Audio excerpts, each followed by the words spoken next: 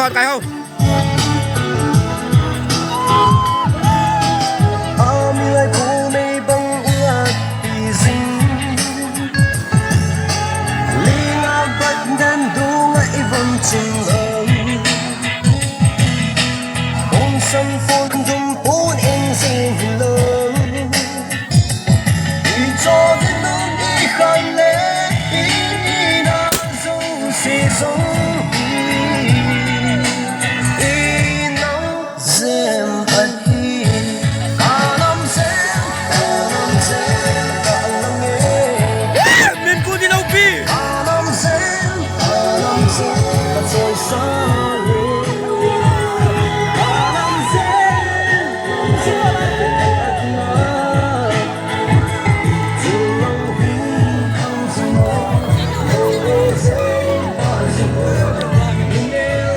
Kuki custom lagi kami kan Kuki lagi sih itu kan shop tay ani kina ani asli festival asli itu kan ni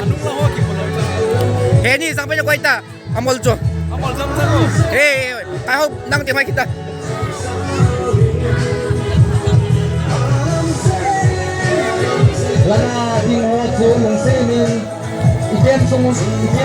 Hot pun ini nak lalu jual ini.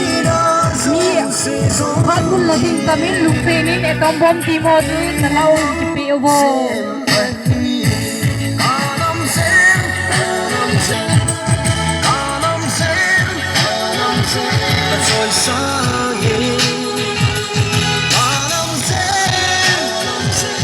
Etong bom timur tu na phone nu submit lah ibu.